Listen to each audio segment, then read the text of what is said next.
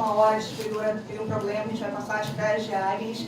Na verdade, é um autorretrato da própria Vardar, né? Para quem conhece a obra dela, vai conhecer melhor ainda a obra dela.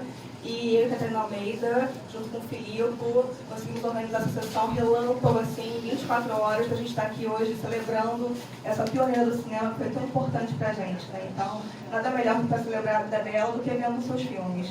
Né? Ao final da sessão, a gente vai ter um debate com a Patrícia Nebaia, com a Patrícia Machado e com a Eta Oliveira, que são cineastas, e que a obra da Vardar influenciou muito elas na carreira delas. Queria chamar um pouquinho agora a Patrícia, por favor, para a gente receber um curto da Patrícia e um trailer de uma peça também da Patrícia, que as duas obras se inspiraram na obra da Vardar para poder ser feitas. Né? Boa noite, obrigada pela presença de vocês. Bom, acho que a Vardar é uma grande inspiração, né? Quem ama a obra dela, porque acho que essa é a palavra, ela usa quando ela, enfim, está falando dos filmes. Os filmes que eu amo sempre tem amor, tem criação, tem corpo, tem emoção, tem coragem. Então, acho que é uma obra que eu me sinto afetada, atravessada, inspirada. E todos os meus trabalhos, acho que tem um pouquinho, muito dela. Esse curta a gente fez, na verdade, a gente estava andando, deu de cara com uma galeria que tinham fotos da Vardar, e então é uma homenagem, a obra dela é sempre muito instigante, né? Da vontade de criar, da vontade de fazer, da vontade de desdobrar aquelas provocações que ela faz. Então, o curta Triptis Antiptis é uma homenagem a ela. E antes vai passar o trailer de um espetáculo que a gente vai estrear no Estação Botafogo. É uma peça filme, peça, filme. E tem muitas imagens da Vardar, porque na verdade ela é um ícone, né? Ela é uma das maiores inspirações desse cinema autoral, experimental, feminino, que tem uma assinatura, que tem uma opinião, que tem um discurso corporal, um discurso amplo, né? de territórios e descobertas. Então, a peça se chama O Censor, a gente vai estrear dia 19 de maio, e vocês vão ver e entender o contexto que ela é citada na abertura da peça. E aqui tem um trailerzinho rapidinho só para vocês, enfim, terem uma ideia de por onde que a gente está caminhando. E viva Vardar!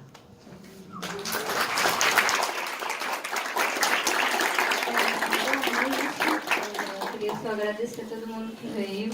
Sábado, assim, tudo foi feito de última hora. Então, a gente está muito feliz de estar passando esse filme aqui. Eu estou ainda bem abalada com a perda da Vardar, mas ela continua aqui com a gente, porque os filmes são eternos e a mensagem dela é eterna. E vamos seguir sendo inspirados por ela, e fiquem para o debate, vai ser muito bacana. E é isso.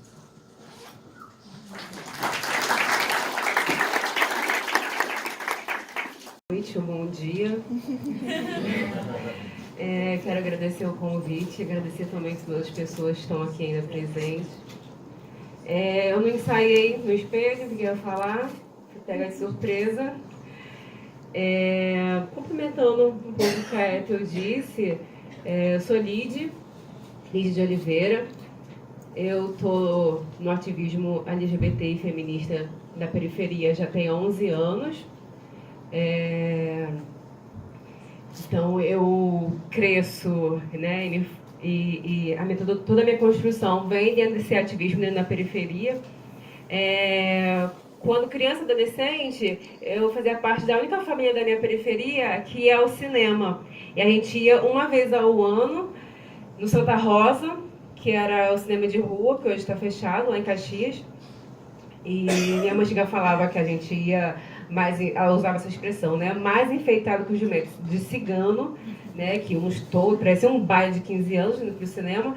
E para ver Xuxa, Didi, minha formação é essa. Então, quando eu vi a Vardar falando que nem aos 25 anos ela só tinha visto uns 8 filmes, né? E aí eu até respirei fundo e me senti totalmente representada, assim. E Só que assistir uma vez ao ano Didi e Xuxa foi algo muito importante, né, para minha vivência dentro daquele território.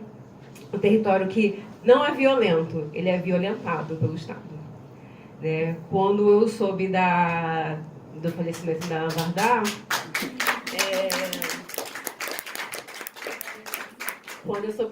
Vardá, eu dei um grito assim, né? Minha mãe estava passando pela sala e ela já achou, né? O que foi, menina? Aí eu falei, mãe, é Vardá. Ela, né?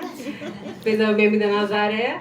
E aí à noite, ela estava vendo o jornal, aí passou, então ela se ligou, então, menina, vem ver, não é essa? Eu falei, isso, não é essa. E alguns segundos, quando eu vi a postagem, que foi do Filipe, né, veio essa surpresa triste, mas pro outro lado, eu não lembro a última vez onde alguma pessoa que eu admirava, tinha uma certa afetividade, tinha partido dessa forma, porque nos últimos acontecimentos da minha vida, as pessoas que eu tenho uma afetividade ou foram assassinadas ou cometeram suicídio, né? Dentro de uma conjuntura que nunca foi uma conjuntura democrática para a gente que vive dentro das favelas e periferias. Né? Não sabemos o que é democracia, não sabemos o que é o direito à cidade. Enquanto uma mulher lésbica, né, periférica, eu faço parte da primeira geração da minha família a nascer dentro do Sudeste, minha família é toda nordestina, eu sou a quarta geração a costurar, eu costuro, eu faço, né, eu trabalho com moda, mas eu reivindico a identidade enquanto costureira, que é a grande mola dessa indústria, e aí há uns 3 anos, Ethel, em 2016, eu vi a Ethel numa gira de Pombagira, e a gente voltou juntas no ônibus, eu contei a minha vida para ela, e ela falou, não, isso tem que ser um filme.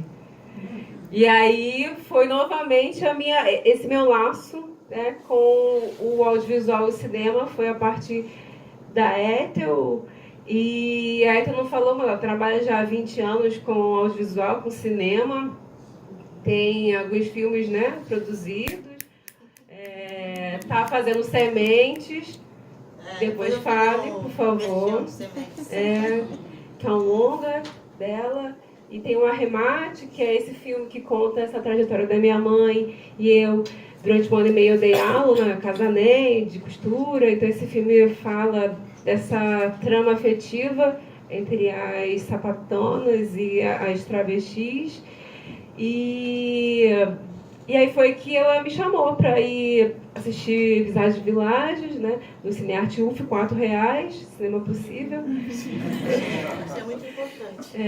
E quando eu vi, foi ali que eu conheci a Vardá, né? Fomos apresentá-las ali, e eu virei para Ethel e falei, Ethel, a gente tem que fazer um filme, Ethel. Tem que fazer um filme. Outro filme. E para mim, aquele dispositivo da Vardá, ela não me provocava a fazer um filme como ela. Ela me provocava a fazer um filme como Olide, trazendo as identidades que tenho, né? E um filme como Ethel, ela trazendo as identidades que ela tem.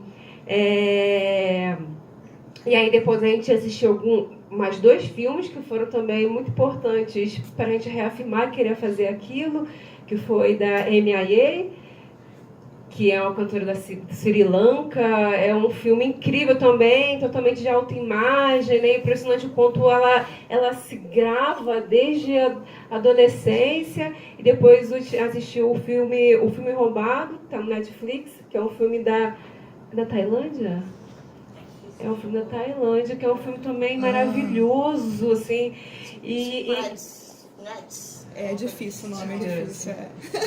Filme de arquivo. E que é algo que a gente tem muita consciência disso, que numa conjuntura como essa, a gente gravar nossas irmãs, nossas amigas sapatonas, né, as meninas pretas do rolê, é arquivo de memória, é arquivo afetivo nosso, que gravar pra gente é dizer que daqui a um tempo que eles não ousem dizer né, que a gente não existiu, que a gente não estava disputando narrativas, né, e construindo mundos possíveis, rotas de fugas. Eu falo muito isso, né? Está construindo rotas de fugas, assim, porque esse futuro que dizem que está vindo, a gente não quer. Então a gente cria essas rotas de fugas para a gente conseguir sobreviver e respirar um pouco, né, o processo desse bem viver. Que para a ETA é muito difícil, para a ETA foi um grande desafio essa questão da autoimagem, né? Porque passa por todos os processos de racismo que é teu, né? Sobrevive, né? Quantas vezes é teu chega em casa e fala, olha, eu quero que você vá no mercado comigo porque o segurança fica me seguindo, segurança do mercado, né?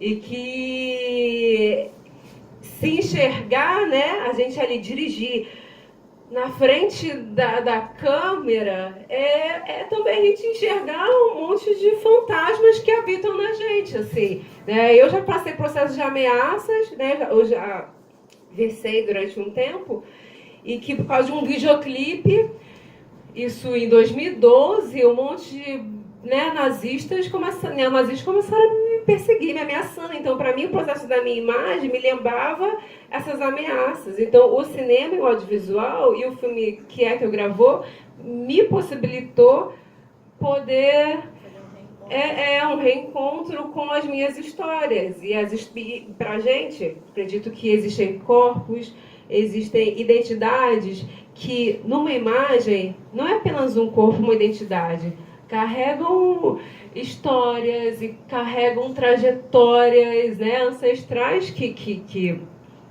Então, Vardar, a MIA e a Rebecca Lane, que é uma rapper da Guatemala, e ela tem uma produção de videoclipes incríveis, que dá para você encontrar no YouTube. São mulheres que incentivam muitas outras mulheres a produzirem e a criar. Uma coisa que a Nádia da Pussy Riot falou essa semana, Pussy Riot é uma banda russa, que é considerada, né, tipo, a banda inimiga número 1 do governo russo, que está vindo para o Brasil. Elas estão vindo ao Brasil. E ela fala que a ação não deve vir seguido de uma reação, deve vir seguida de uma criação. Que vai transformar, que vai mudar a visão de mundo. Então, sempre que eu vejo um filme dela, ela levanta tantas questões de uma forma também tão sincera, tão verdadeira, tão rica, né? Como ela escolhe os elementos e as metáforas e as analogias, e como ela vai falando dessas paisagens, com o corpo dela, com os objetos, toda essa gramática poética, porque eu acho que tem uma poesia única, né? Essa questão dela ser individual, dela ser ímpar, dela ser única, eu acho também muito lindo. E ela é uma das artistas que acho que vai, assim, em todas as obras, em tudo que eu fizer, vai estar junto comigo, assim como Kafka, Yves Klein, Virginia Woolf, são artistas que estão sempre na minha criação, de alguma maneira, eles aparecem lá, em alguma cena do filme, tem alguma citação, tem alguma imagem, tem alguma referência, porque eles fazem parte do meu universo afetivo, são as minhas paixões, e essas paixões, elas vão estar sempre com a gente, né? A gente não muda. Acho que só, talvez, descubra algumas novas, mas a gente vai estar sempre renovando o olhar. Eu já tinha visto Praias de Agnes várias vezes, e hoje você sempre descobre, né, uma obra tão, tão linda, tão aberta, tão rica, tem tantas entradas e tantos percursos que você pode assistir milhões de vezes e sempre vai estar te renovando, e aquela paixão vai estar sempre fazendo você descobrir e olhar diferente, né, e sentir coisas novas. Então, acho que é uma obra imensa. Gosto muito dessa questão da liberdade que ela tem. Não vejo ela experimentando, assim, nessa questão da experimentação, do ensaio, de uma forma plena. Acho a relação dela muito potente com as pessoas, né, com o outro. Ela está ali nesse percurso sempre dialogando, né, ela não está sozinha. Então, e gosto muito dessa questão autoral. Acho que essas duas questões são o que mais me instigam nessa assinatura que ela deixa, que é única, que é linda e que é eterna. E que vai ser sempre, porque a gente vai poder ficar vendo os filmes, então ela eternizou essa luz, né, que eu acho que ela deixou aqui, pra gente fazer nossos filmes e criar e dar continuidade à vida de todas as maneiras possíveis ali, porque ela abre tantas portas, né, com aquele mar, com os espelhos, com os reflexos, com a família, com aquela salinha do cinema, enfim. Eu acho que ela abre milhões de portas e janelas e caminhos para a gente descobrir, se perder e recriar o percurso individual de cada um, né? Como pessoa, como artista, como cidadão.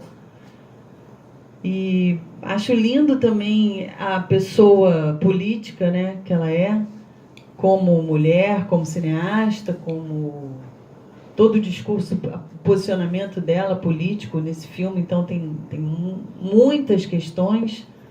A questão também desse olhar tão único dela, né, de ver beleza onde as outras pessoas não veem, descartam e jogam fora, e o direito do corpo da mulher. Enfim, são inúmeras questões que ela levanta num filme aqui que a gente poderia pegar e ficar falando horas, porque eu acho que cada provocação dela é muito potente.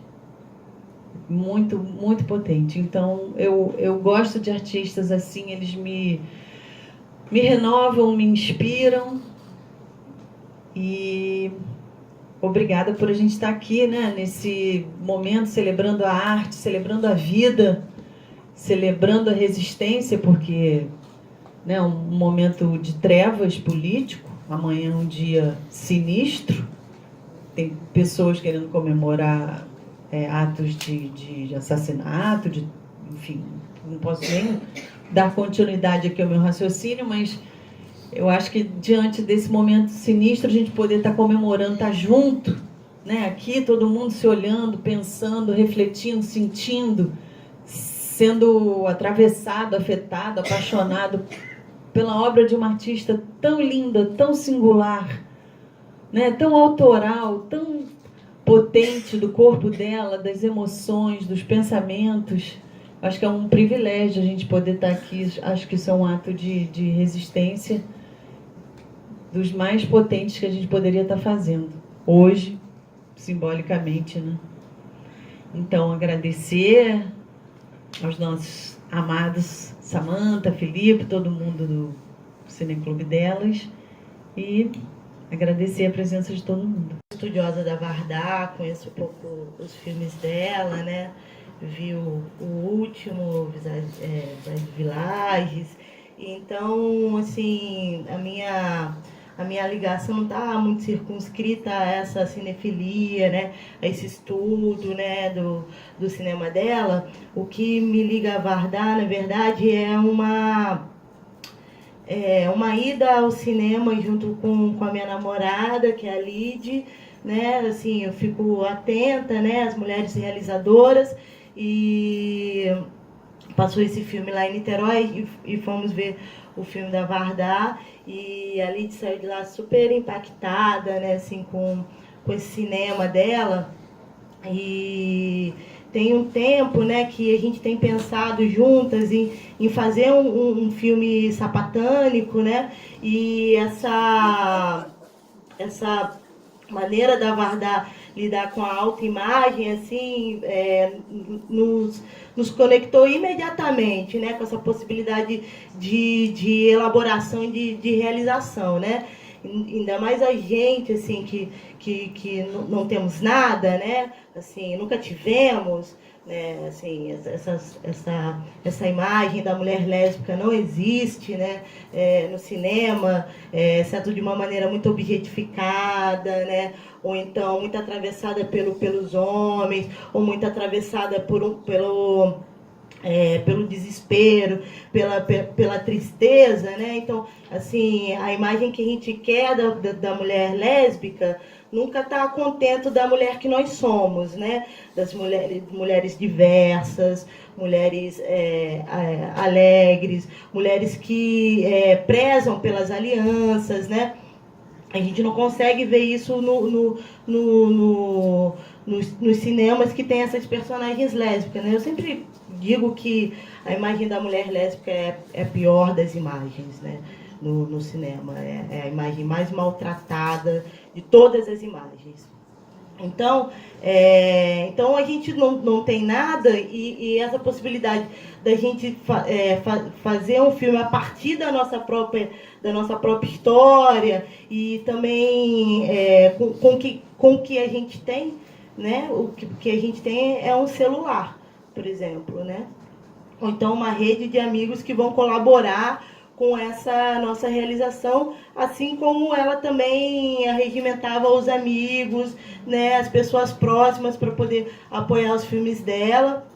Eu não lembrava muito disso nesse filme das praias, eu tinha visto também, mas é isso que me liga a ela, né? E esse caminho que ela faz também de não separar ela dos próprios filmes, né? A poesia e os filmes ser um caminho de investigação da própria pessoa que ela é e da forma dela de criar, né? Porque como ela é fotógrafa, né? E passa da fotografia still, né? Assim, para os filmes, né?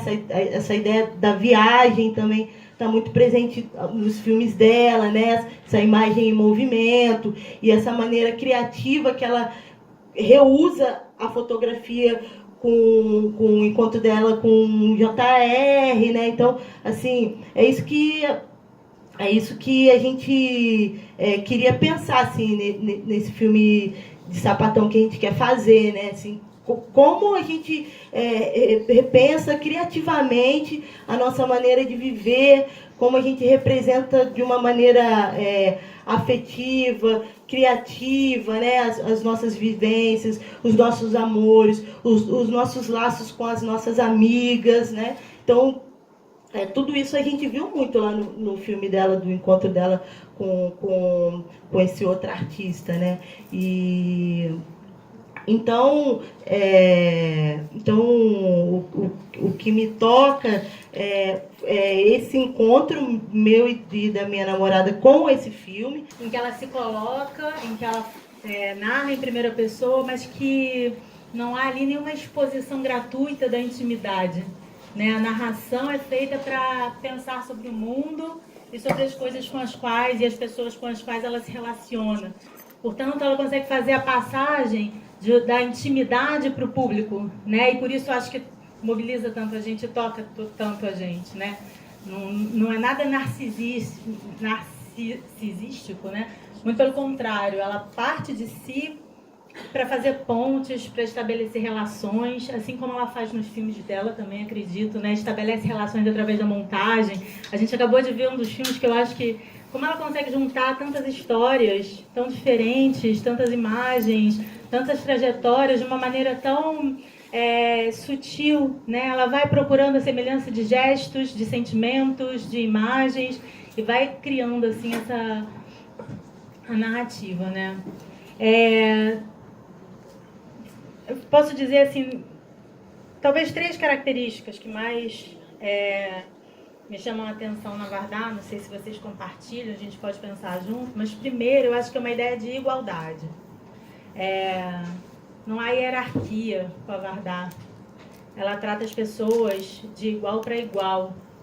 E isso ressoa nos filmes dela. A diferença é tratada com respeito, né? Então, por isso que ela mobiliza tanto a gente e pessoas tão diferentes ao mesmo tempo. No último filme dela, Visage Village, eu lembro que eu levei minha filha de 11 anos comigo. Falei, vou apostar, vamos ver se ela vai encarar. E quando acabou o filme, eu olhei pro lado, minha filha estava chorando, emocionada.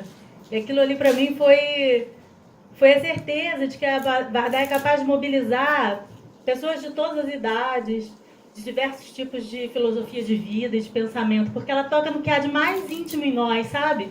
O que há de mais bonito é a generosidade, né? E o reconhecimento da beleza do outro. Isso eu acho que é uma coisa, né? E isso está assim, na relação com os objetos, com as pessoas, com os bichos. Eu acho que o filme Catadores e Catadores é muito um reflexo disso, né? Ela está atenta ao que é descartado, ao lixo. Ela vai nos filmes dela em busca dos rastros, né? E assim ela vai construindo memórias e tal. Então o que a gente costuma descartar e jogar fora, ela recupera e mostra pra gente a beleza que ainda que existe ali, né? Então acho que esse é um dos pontos. O outro é a extrema liberdade dessa mulher. É uma coisa inacreditável, né? Os filmes dela, aí a gente pode pegar muito os filmes de ficção, a maneira como os personagens são livres, chega a ser desconcertante, né? No Santuário Eloá, não sei se vocês viram esse filme, é a história de uma andarilha. E é impressionante a liberdade, né? O modo como essa mulher se permite escolher viver andando pelo mundo, desconectada de todo tipo de riqueza, de todo tipo de raiz, né? É preciso ser muito livre para ter essa coragem, né? Tem um outro filme dela também que eu acho que tem um exemplo assim, muito forte, que quando eu vejo essa cena eu fico, meu Deus, como ela é corajosa. A Vardar também de fazer um filme desse, não sei se vocês assistiram, Uma Canta, Outra Não, né? L'une chante, l'autre pas.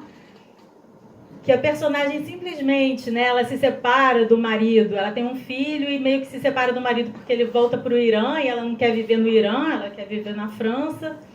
E aí ele volta para encontrar com ela, mas ele tem que voltar para o Irã e fala, vou levar meu filho junto. Aí ela fala, tá bom, então a gente faz outro filho e deixa ele comigo.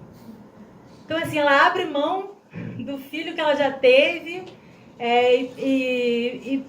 e combina, vamos então ter outro, você fica com um, eu fico com o outro. Isso para uma mãe é desconcertante, mas ao mesmo tempo é tão livre, né? A gente fica pensando, para a mulher principalmente, né, para a condição da mulher, dela poder escolher, né, e poder abdicar de algo tão forte assim, né? Eu acho que é muito bonito. Tem uma entrevista dela, não sei se vocês já viram, circula pelo YouTube, é uma entrevista dela e da Susan Sontag para um repórter americano, que ele simplesmente não consegue entender o que elas estão falando, né? Elas estão falando de liberdade. Elas estão falando de liberdade de ser o que a gente deseja, de respeitar, de ter pessoas que vivem de forma diferente, que experimentam o mundo de forma diferente, e o repórter americano simplesmente não consegue entender o que é viver de forma diferente, de viver 3 pessoas juntas, por exemplo, se relacionando, né, que era a história do Lion's Love, do filme do qual ela estava falando. O repórter não entendia e elas simplesmente estavam falando de algo muito simples, né, que é o respeito pelo outro mesmo. Eu acho que uma terceira coisa que eu fico pensando muito, já que é uma questão muito contemporânea, né, a gente fica falando de cinema feminino, de direitos femininos, né, de uma cineasta mulher. E aí a Vardar, de uma certa forma, embora ela tenha participado de movimentos, né, nos anos 60, pela luta em defesa do aborto, os filmes dela não são de modo algum panfletários, né, ela não está ali militando por uma causa feminista. Né, o filme não é um filme militante, panfletário, porque a Vardar, ela é anti qualquer tipo de moralismo, qualquer tipo de regra, qualquer tipo de ordem. Os filmes dela não estão ordenando, não estão dando explicações, estão apresentando coisas, estão apresentando o mundo, né? Então, assim, a maneira como ela vai... Eu fico pensando, não é de uma forma militante que ela vai trazer essas questões para os filmes dela, mas a questão do feminino está passando por todas elas. Na maneira como ela filma os corpos, na maneira como ela... dá dignidade e liberdade para as personagens mulheres, né, que ela trabalha nos filmes, na maneira como ela consegue